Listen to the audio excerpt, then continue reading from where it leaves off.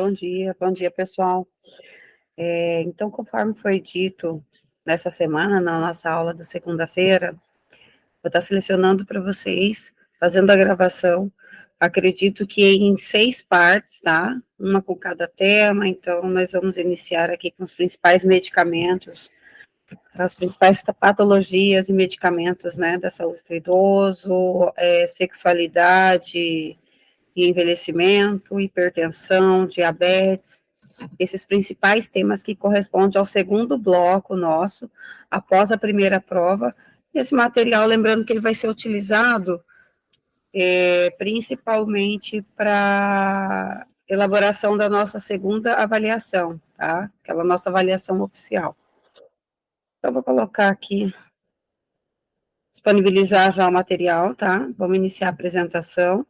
Na realidade, vamos dar sequência, já quase terminei essa primeira aula, mas eu não vou colocar ela só em partes para você, então vou disponibilizar para vocês, vou disponibilizar todo o material para que vocês tenham acesso, principalmente por conta do conteúdo que será abordado, tá?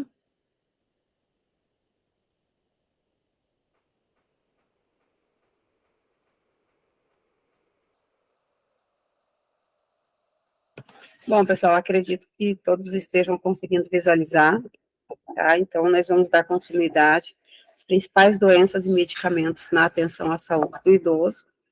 Estudaremos também uma abordagem com relação à farmacologia no envelhecimento. Então, vamos dar início, né? Já passamos por algumas partes, mas como eu disse a vocês, vamos deixar gravado, registrado o material completo. Sabemos, né, pessoal, as doenças e esses medicamentos estão presentes no cotidiano da pessoa idosa. O processo de envelhecimento, ele vai contribuir, sim, para que tenha essa alteração, até por conta do processo principalmente fisiológico, perda de alguns eletrólitos, né, então tem um declínio funcional em todo o sistema desse adulto idoso já, e aí quanto mais idoso, mais comorbidades poderão acontecer, isso daí é inerente a essa idade. Então, é importante a gente saber de algumas especificidades relacionadas ao assunto. Então, quais as alternativas que nós temos, né, para gerenciar essa situação, que são muito particulares e são essenciais e indispensáveis, né? Principalmente a utilização criteriosa e cautelosa desses medicamentos, sua correta utilização, aí nós temos dose, tipo de medicamento a ser administrado, os intervalos corretos, né, as orientações, principalmente as orientações que as pessoas idosas, em alguns casos, não só as pessoas idosas, mas aqueles que convivem com as pessoas idosas, são elementos essenciais para que tenha a manutenção, principalmente da qualidade de vida desse idoso, tá? Então, o que nós sabemos, né? O que é importante a gente ressaltar? A administração desses medicamentos, independente da faixa etária, ela vai sim causar algumas reações que são indesejadas, ou seja, não são reações intencionais. No entanto, a incidência ela vai aumentar muito mais conforme tem o aumento gradativo da idade, tá? Aí é comum acontecer no adulto? É comum acontecer no adulto. No entanto, muito mais comum que isso aconteça com o idoso, até por conta do uso da polifarmácia, né? Então nós temos mais medicamentos do que eu tinha quando eu era um adulto jovem ainda, então é claro que isso aí é um fator agravante, que pode trazer complicações, principalmente com relação à administração desses medicamentos. Alguns fatores que contribuem para a ocorrência desses eventos adversos, nós vamos citar o quê? Complexidade do regime terapêutico. Sabemos que o idoso, ele tem um aporte muito maior de medicamentos a serem utilizados, né? Excesso de medicamentos prescritos, a duração desse tratamento, déficit de algumas informações, seria o quê? Referente ao tipo de doença, né, e aos medicamentos. Se eu não tenho informação com relação àquele medicamento que eu estou utilizando, eu posso estar confundindo o efeito adverso como se fosse uma outra doença. Então, eu preciso estar atento a essas questões. É muito importante que o profissional de saúde, ele tenha o conhecimento dos efeitos adversos de cada medicamento e as especificidades quando esses medicamentos são administrados no idoso.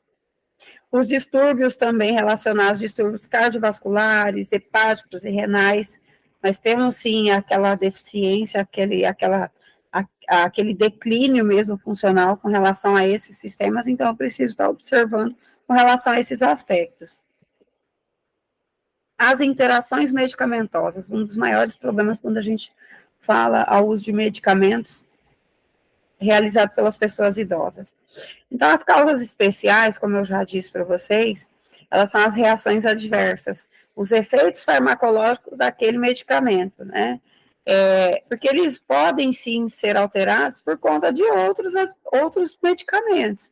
Então, quando administrado, se eu preciso ter o conhecimento das reações, os efeitos adversos com relação a esses medicamentos, por conta do uso concomitante desses medicamentos, tá? Então, ele vai trazer, sim, alguns efeitos farmacológicos quando eles são administrados juntamente. Então, eu preciso estar atenta com relação a essa situação, tá? Importante que vocês se atentem com relação a isso. Só um minuto, pessoal.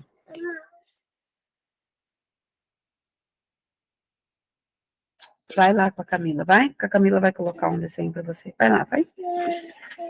Outro fator importante, gente, é que é bastante frequente a prescrição de medicamentos com a finalidade de corrigir esses efeitos colaterais. Por que é importante, quando eu disse nas aulas anteriores, quando eu tenho a consulta com o idoso, na próxima consulta, traz para mim todos os medicamentos que o senhor ou a senhora está utilizando? Porque o que acontece? Às vezes o idoso ele está com uma queixa que não é uma queixa referente a determinada patologia que ele pode estar vivenciando no momento. Essa queixa é referente ao efeito adverso de tal medicamento. Outra situação, às vezes o idoso ele está utilizando 3, 4 medicamentos para a mesma finalidade. Tem aquela questão da automedicação, né? Então, eu preciso estar atento a esses pormenores para eu evitar uma cadeia de reações que sejam indesejáveis, que é a chamada cascata iatrogênica. Por que é essencial? Vou fazer a consulta, senhor Manuel, senhor fulano, próxima consulta, traga todos os seus medicamentos, todos os medicamentos que o senhor utiliza. O que nós temos? Nós temos aquela questão que o idoso, muitas das vezes, ele não vai se recordar, tá? Ele não se recorda, e aquela questão também da automedicação, tá? Então, precisamos observar também esse aspecto. A polifarmácia, como já foi abordada já em aulas anteriores, mas eu não poderia deixar de trazê-la também novamente, ela é o termo muito utilizado para caracterizar essas situações do uso de vários medicamentos, né, que são prescritos simultaneamente. Então, ela é uma prática, assim, comum, principalmente nessa população, que é a população da pessoa idosa. Essa ocorrência da polifarmácia, ela pode ser explicada por alguns motivos. Então, nós vamos citar o quê? Número de doenças crônicas vão acometer, sim, essa população. Eu tenho um aumento, nós sabemos que muda o perfil epidemiológico dessa comunidade. Elevada incidência de sintomas. Então, eu já comentei para vocês, vou reforçar sintomas que podem estar relacionados, sim, com a ocorrência de uma nova doença crônica ou patologia, mas esse sintoma pode ser reação do uso de algum medicamento, tá? Tratamento com especialidades diferentes. Então, eu tenho várias especialidades. Eu estou fazendo acompanhamento com reumatologista, estou fazendo com nefro, estou fazendo com neuro. O que ocorre? Eu tenho várias especialidades, eu tenho várias prescrições, né? Então, por isso, reforçando para vocês, peça para aquele idoso na próxima consulta, para trazer os medicamentos que ele está fazendo uso. Esses medicamentos, mais comumente utilizados pelos idosos, gente, eles vão atuar principalmente no sistema cardiovascular. Eu enviei um arquivo para vocês, material, referente às principais taxas de mortalidade nessa população. Então, nós temos aí as doenças cardiovasculares, que elas são recorrentes, ela ocupa uma posição muito importante, né? Alguns artigos traz ela como primeira colocação, primeira taxa de mortalidade nos idosos, e outros que ele já vai separar para mim ali, o idoso acima de 80 anos, já traz ele ali numa segunda posição, trazendo em primeira posição no ranking ali de taxa de mortalidade e as doenças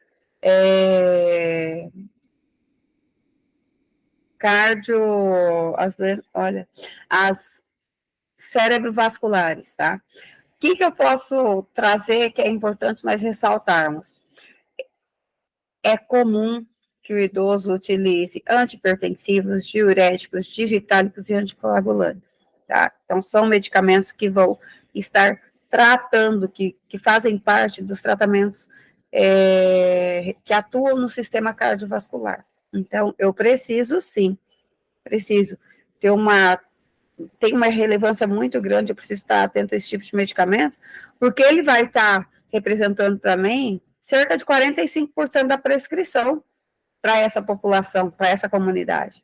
Então, eu preciso ter o conhecimento, né, das ações, principalmente no trato gastrointestinal.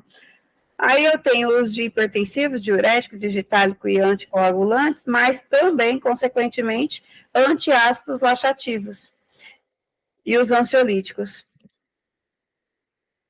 Deixa eu só retornar aqui um pouquinho, que eu escutei, quero ver se continua essa gravação, gente.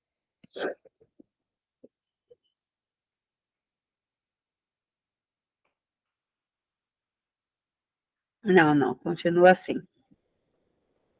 Ok.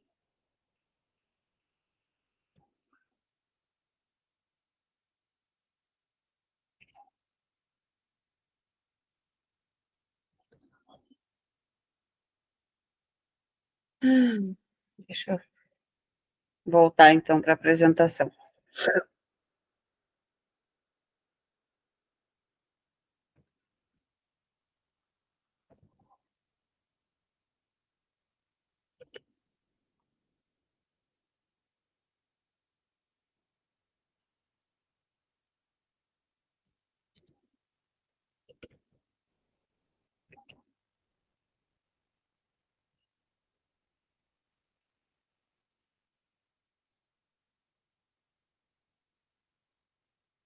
Tá. Continua a gravação. Deixa eu apresentar aqui. Voltar de onde nós paramos. Então, conforme eu ia dizendo a vocês, idosos, eles são grandes consumidores, principalmente dos analgésicos, tá? Que vai pertencer a essa classe de anti-inflamatórios não esteroidais. Preciso, sim, ter, então, o que a gente pode, porque vocês vão ouvir eu comentar, para vocês mencionarem, vou ressaltar em vários aspectos, tá? Principalmente com relação às medicações, porque nós sabemos que ele pode se agravar por conta do próprio envelhecimento, né? Então, eu tenho ali um declínio funcional no idoso, então isso vai interferir em todo o sistema dele. Então, esse fato, ele está associado, como eu disse, ao declínio da função renal. Eu faço um uso maior de anti-inflamatório não esteroidais? Faço. Quando eu sou um idoso, nós temos aí a classificação no Brasil que o idoso é a partir de 60 anos, né? Mas a gente sabe que esse processo de envelhecimento ele começa bem antes. Então, eu preciso estar atento. Eu vou estar precisando estar usando muitos analgésicos que estão relacionados a que pertencem à classe dos anti-inflamatórios não esteroidais, eu preciso estar atento que eu tenho um declínio da função renal, tá? Vai desencadear o quê? Distúrbios nesse órgão. Então, vai ser prejudicial, principalmente na excreção desse medicamento, desse fármaco, tá? E também de outros medicamentos. Então, os principais agentes iatrogênicos, eles são fármacos que eles atuam sistema cardiovascular, sistema nervoso central, anticoagulantes, antibióticos. Aí eu tenho o quê? Que tipo de medicamento? Anticoagulantes, antibióticos e analgésicos. Dois sistemas mais atingidos, sistema cardiovascular, sistema nervoso central. Medicamentos que atuam nesse sistema, reforçando, anticoagulantes, antibióticos e analgésicos. Aí eu falo para vocês, não é o que nós utilizamos quando nós estamos nessa fase aí após os 60, alguns iniciam antes por conta de outros processos, então eu acelero esse processo de envelhecimento. É importante nós sabermos desses pormenores. Racionalizar o uso de medicamentos, evitar esses agravos que são advindos por conta dessa gama de medicamentos que nós classificamos aí como polifarmácia, e principalmente da iatrogenia, sem dúvida é o grande desafio dos profissionais de saúde, da saúde pública desse século, tá? Então, para facilitar essa prática, um instrumento muito utilizado, que vai ser comum e você vai precisar fazer o acompanhamento dele anualmente ou bianual, dependendo aí de algumas classificações, é a utilização da caderneta de saúde. Por quê? Através dela que eu faço o registro de toda a medicação, eu faço acompanhamento? Ok. Tem alteração? Ano a ano, vou estar fazendo todas aquelas avaliações que nós já observamos em algumas aulas? Também. Mas eu preciso delas porque o uso de medicamentos eu registro na caderneta, tá? Ela vai fazer o que? Ela vai auxiliar ao atendimento que eu tenho, né? Independente de qual ambiente, qual estado, qual local ela se encontra, eu tenho ali a caderneta da pessoa idosa, tá ok? Aí, gente, a gente vai iniciar um outro tema que também é bem característico dessa população, a população idosa, e principalmente acomete nós, mulheres, né, quando nós mencionamos aí sobre a osteoporose, tá? Ela é uma doença sistêmica que é progressiva, tá? Ela tem uma progressão, essa doença, tá? Ela vai levar, sim, a uma desordem esquelética, essa desordem esquelética vai trazer vários fatores prejudiciais aqui, a minha mobilidade, a minha independência que eu tenho, a independência do idoso, a independência que ele tem, tá? Qual a característica? Eu tenho, então, a força óssea comprometida, predispondo ao aumento do risco de fratura. Fratura, né, daí está relacionado aí, tem osteoporose, risco de fraturas, as quedas, preciso analisar o ambiente, todas aquelas avaliações que vocês vão estar realizando com a pessoa idosa. Então, gente, considerada pela Organização Mundial da Saúde, a OMS, ela é classificada como se fosse a epidemia silenciosa do século, tá? Então, é um problema de saúde mundial devido a esse aumento mesmo da expectativa de vida das populações. Sabe que hoje aqui no Brasil nós temos uma expectativa de vida de 75 anos, que já é o dobro já do que o início do século passado, né, que nós tínhamos uma expectativa de vida aí entre 35 anos, eu já era considerado um idoso, já bem próximo do óbito, bem próximo da morte, e aí a gente tem que reaprender, então, a conviver esses 35, 40 anos a mais que eu vou ter. Então, não foi, assim, um desafio somente para quem vivencia, mas principalmente para os profissionais de saúde, tá? Ela é uma doença também, a osteoporose, ela é uma doença de grande impacto, né, porque ela vai trazer, assim, ela vai mudar o perfil ali de independência desse idoso, vai acarretar vai desencadear diversos outros problemas à saúde desse idoso, e ela está principalmente atrelada à alta prevalência e grande morbimortalidade. Então, eu preciso ter uma atenção especial à osteoporose? Preciso, essencial. Eu preciso saber de aspectos, até para que eu possa, relacionados a essa doença, até para que eu possa orientar esse paciente, até para que eu possa orientar essa população idosa. Então, ela vai afetar, né, indivíduos de maior idade, ambos os sexos, mas como eu disse para vocês, nós mulheres, né, principalmente aí pós-menopausa, aquele declínio ali hormonal também, vai apresentar as maiores fraturas, porque são as maiores incidências. Desculpa, pessoal. As maiores incidências estão no sexo feminino. A etiologia, né, ela é a instalação de osteoporose, ela vai resultar, sim, de anos de perda óssea, tá? Então, como eu disse para vocês, não é a partir dos 60, porque eu tenho a classificação aqui no Brasil do envelhecimento, né, que eu inicio esse processo. Não, ele começou lá após os 35 anos, mas principalmente ele tem um avanço, um declínio maior na mulher, no homem também, mas na mulher, principalmente, naquela proximidade ali do climatério, que eu tenho aquelas alterações hormonais, e principalmente quando está instalada a menopausa já, tá? Esse processo da menopausa. Então, ela pode ser classificada em primária, porque ela não vai apresentar, quando eu tenho a classificação da osteoporose primária, ela não apresenta para mim uma causa bem definida. Já a secundária, quando ela é decorrente de uma causa bem definida. E aí, o que a gente pode citar com relação a isso? Eu tenho aqui para vocês, esse daqui é um quadro que eu retirei ali, fiz o recorte do caderno da atenção básica, o caderno 19, tá? Então, eu tenho como possíveis causas de osteoporose secundária, eu tenho as endocrinopatias, né? Aí eu posso citar hiperparatireoidismo,